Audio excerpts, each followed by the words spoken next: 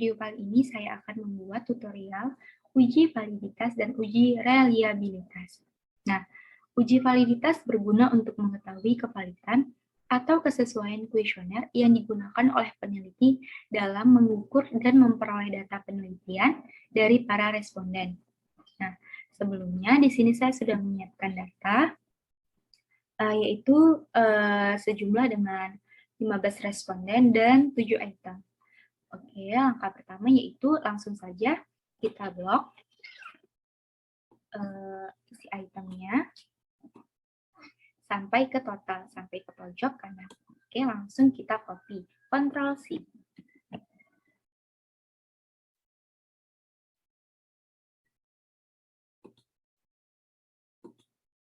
Nah, setelah kita copy data tadi, kita buka aplikasi SPSS.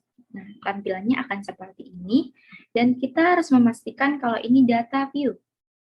Oke, langsung saja kita salin hasil kopian data kita tadi ke aplikasi SPSS dengan cara Ctrl V.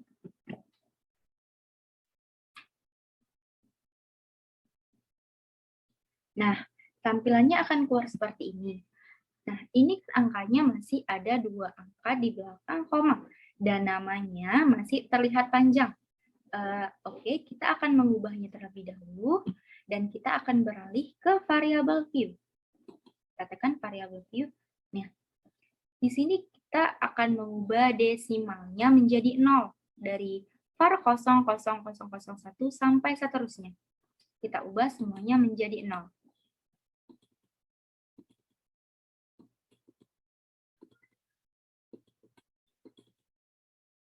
Oke. Setelah kita ubah semuanya menjadi 0, kita ubah namanya. Jika kalian mengubahnya secara satu-satu, itu akan memakan jangka waktu yang cukup lama. Jadi cara cepatnya kita blok name, kita ke Ctrl F. Nah, di sini ada pilihan find dan replies. Di sini kita pilih ke replies. Nah, di find ini kita isi var 000. Nah, di reply suite-nya kita pilih X. Oke, kita ke replies all. Nah, di sini nampak perubahannya jadi X01, X02, dan X08. Oke, di close. Nah, di X08-nya ini kita ubah total. Oke, lanjut kita kembali ke data view. Nah, di data view ini sudah berubah, sudah tidak seperti tadi. Nah, tujuan uji validitas ini adalah mengetahui valid atau tidak validnya data kita. Oke, lanjut ke analyze.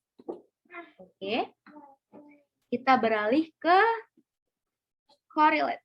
Nah, ke brevet. Nah, lanjut data kita yang di kotak sebelah kiri akan kita pindahkan ke kotak sebelah kanan. Kalau kita pindahkan secara satu-satu itu memakan waktu yang lama. Jadi kita pindahkan sekaligus dengan cara Ctrl A. Oke, lanjut kita pindahkan ke kotak sebelah kanan. Kita harus memastikan kalau version kita itu tercentang dan flag significant correlation-nya juga harus tercentang. Oke, kita lanjut. Klik OK.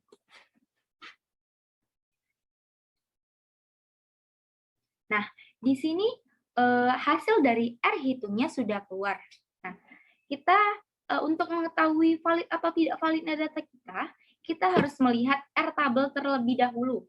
Nah, oke. Karena responden kita itu berjumlah 15 orang, nah, jadi kita memakai signifikan 5%, jadi R tabel kita itu yaitu 0,514.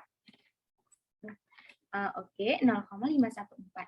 Nah, di sini sudah saya salin. Nah, dasar pengambilan uji validitas itu membandingkan antara nilai R hitung dengan R tabel. Jika R hitung lebih besar dari R tabel, maka hasilnya valid. Kebalikannya, jika kurang dari R tabel, maka hasilnya tidak valid. Oke, mari kita lihat. R tabel 0,514 dan R hitungnya 943, maka hasilnya valid. Oke, X02, R hitungnya lebih besar daripada R tabel, maka hasilnya juga valid. Nah, yang ketiga, R hitungnya 948, R tabelnya 0,514, hasilnya juga valid. X04, R hitungnya lebih besar daripada R tabel, hasilnya juga valid. Lanjut, X05, R hitungnya lebih besar daripada R tabelnya, hasilnya juga valid. X06, R hitungnya 907 dan R tabelnya 0,514, maka hasilnya juga valid. Dan X07, R hitungnya 902, R tabelnya 0,514, maka hasilnya juga valid. Maka di sini hasilnya semuanya valid. Oke, langkah selanjutnya untuk melihat valid atau tidak validnya item kita bisa melihat dari R tabel. Karena signifikan yang kita pakai tadi 5%, maka kita lihat dari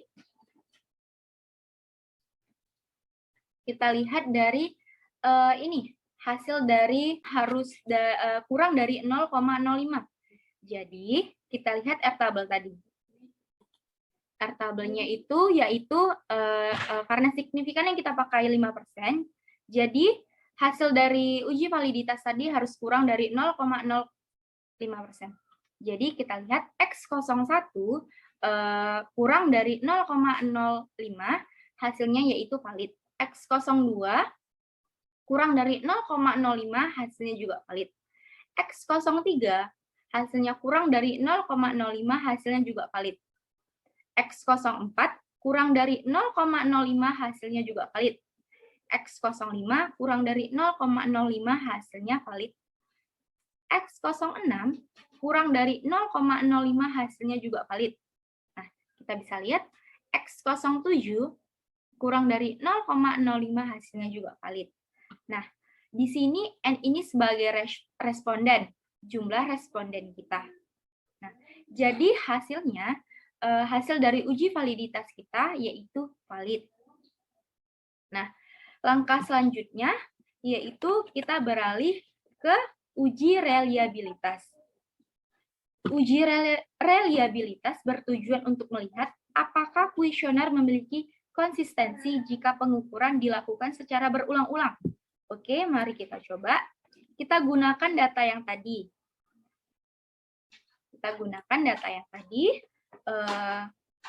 Oke, lanjut. Kita klik Analyze. Kita lanjut ke Scale.